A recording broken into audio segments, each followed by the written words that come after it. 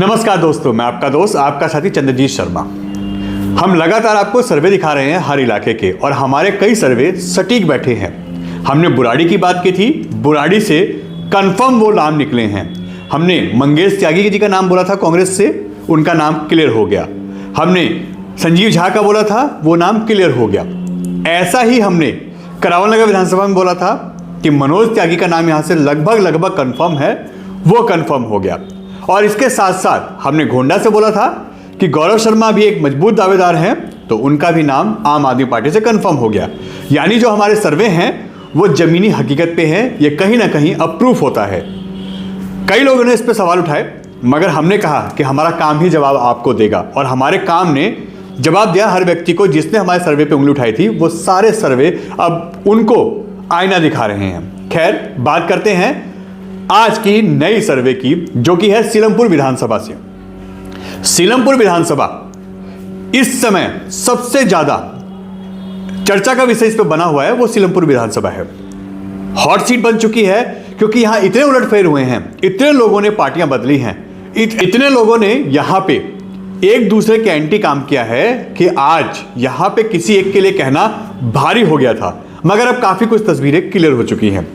यहां से आम आदमी पार्टी का कैंडिडेट क्लियर हो चुका है, कांग्रेस का भी जो कैंडिडेट है वो भी अब ग्राउंड पे है, उनका भी नाम क्लियर हो चुका है। अब ले देके सिर्फ बीजेपी बचती है। पहले हम आपको आम आदमी पार्टी और कांग्रेस के नाम बताते हैं। वैसे तो सभी जानते हैं, क्योंकि हमने कई इंटरव्यू कर चुके हैं इस चीज के लिए। आम आदमी पार्टी के जो कैंडिडेट हैं वो कांग्रेस में जा चुके हैं, वो वहां से सिटिंग एमएलए थे। हम बात कर रहे हैं अब्दुल रहमान की।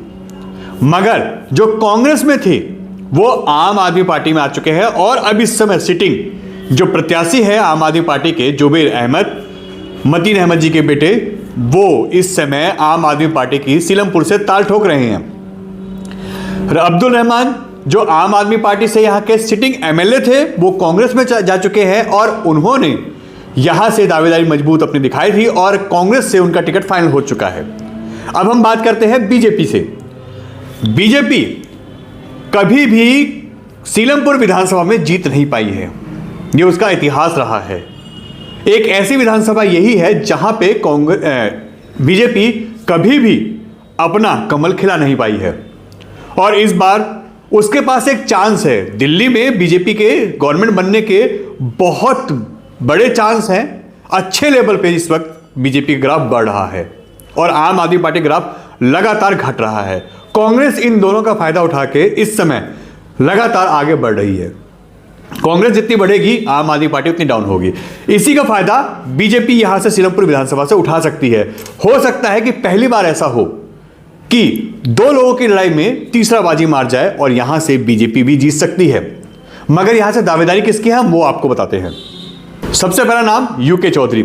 यूके चौधरी एक सोशल वर्कर है, बीजेपी में कई पोस्टों पे काम कर चुके हैं, सांसद मनोज तिवारी के बहुत नजदीकी बताए जाते हैं। उनके लिए इस लोकसभा चुनाव में और पहले भी पार्टी के लिए, सांसद के लिए, विधायकों के लिए लगातार काम किया है उन्होंने। उनका अपना एक स्कूल है, उनका मॉडल हॉस्पिटल है, जो कि इस इलाके में स्वास्थ्य सुविधाएं देता है, और साथ ही साथ जगह जगह जो कैंप लगते हैं उसमें सभी सेवाएं मुफ्त होती हैं मॉडल हॉस्पिटल की तरफ से। यही सोशल वर्क यूके चौधरी के लिए ग्राउंड बना रहा है। लगातार उनका ग्राफ सीलमपुर में बढ़ रहा है, और एक मजबूत दावेदार के रूप में वहां पे आ रहे हैं। बेबाक बोलते हैं, बोलने की उनकी जो शैली है वो बहुत ही अलग है। निडर होकर बात करते हैं, मगर बात भी बहुत सटीक करते हैं। लोगों से अच्छा उनका मेल मिलाप है, लोगों में अच्छी पकड़ है, और लोग उनको पसंद भी करते हैं। सीलमपुर में अगर उनका नाम आता है तो एक अच्छा कैंडिडेट, एक अच्छी फाइट यहां से बीजेपी दे सकती है, और हो सकता है दो लोगों की लड़ाई में यह सीट बीजेपी निकाल ले। दूसरा नाम सत्या शर्मा का, जो पूर्व में मेयर रह चुकी हैं बीजेपी से ही, और अब सिटिंग वहां से निगम पार्षद हैं। हालांकि वो बाबरपुर से भी टिकट मांग रही थी, मगर उनको पार्टी ने जो बोला है वो सीलमपुर विधानसभा ही बोला है। लास्ट टाइम भी उनको सीलमपुर विधानसभा से बोला गया था कि आप टिकट लीजिए, लड़िए, मगर उन्होंने मना कर दिया था अपने निजी कारण बता के। मजबूत दावेदार हैं, साफ सुथरी छवि है, मगर कुछ कमियां दिख रही हैं क्योंकि निगम में है, निगम में इस समय किसी को फंड नहीं मिल रहा और निगम पार्षदों की पूरे दिल्ली में ही बुरी हालत है क्योंकि काम हो नहीं पा रहे। यह एक जो इशू है वो बन सकता है, मगर उनकी छवि, उनके काम और पिछले काम को देखते हुए लोगों से मिलने की जो उनकी क्षमता है, जिस तरीके से मिलती हैं, लोगों को अपना बनाने की जो उनकी कला है, हर व्यक्ति के साथ मिलजुल के रहती हैं, लोगों में अच्छी पकड़ है, यह उनके फेवर में जा रहा है, तो वो भी एक मजबूत कैंडिडेट हो सकती हैं। और अगर वो यहां से चुनाव लड़ती हैं तो ये याद रखिएगा कि बीजेपी यहां से अच्छी खासी फाइट दे सकती है और यह सीट पहली बार बीजेपी यहां से जीत भी सकती है। अब हम बात करते हैं तीसरा नाम जो इस समय बहुत ही बड़े लेवल पे चल रहा है, संजीव वर्मा का।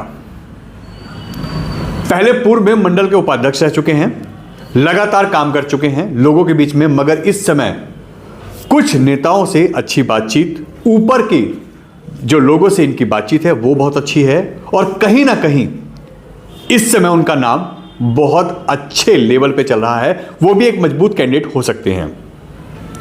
इसके अलावा अनिल गौड़ मौजपुर से निगम पार्षद हैं, इनके साथ भी वही चीज है, लोगों में लोकप्रिय हैं, बराबर लोगों के बीच में जाते हैं, लगातार विजिट करते हैं, अच्छी छवि है, यहां से जीते हैं और आम आदमी पार्टी के जो निगम प्रत्याशी थे उनको हरा के जीते हैं।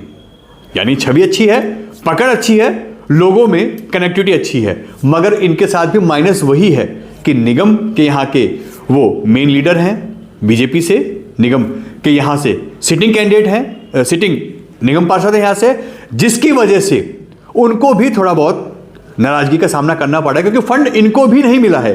हम वही कह रहे हैं कि फंड किसी को नहीं मिल रहा, सारे, चाहे वो आम आदमी पार्टी के निगम पार्षद हो, बीजेपी के हो, कांग्रेस के हो, सबके यही हालत है, काम करने के लिए फंड नहीं है। लोग हाहाकार इस समय दिल्ली में मचा रहे हैं कि एमसीडी काम नहीं कर रही और यह कहीं ना कहीं हकीकत है।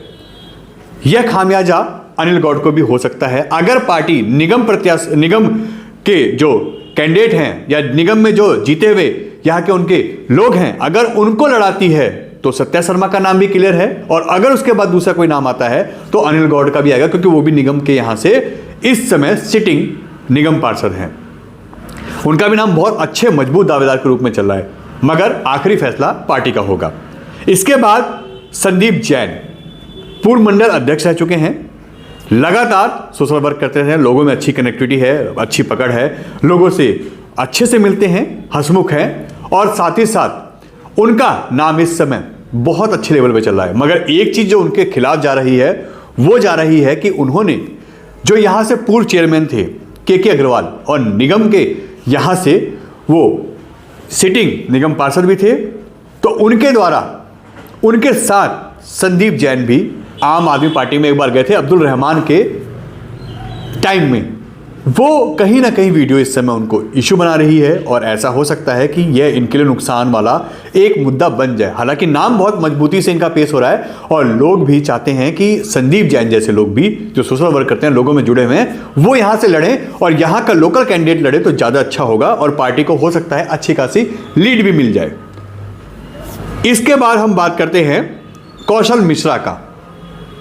कौशल मिश्रा पुराने यहां से प्रत्याशी रह चुके हैं बीजेपी की तरफ से, हालांकि वो जीत नहीं पाए थे, मगर पूर्वांचल के प्रदेश अध्यक्ष रह चुके हैं, लगातार सोशल वर्क करते हैं, लोगों के बीच में हैं, लगातार एक्टिव हैं।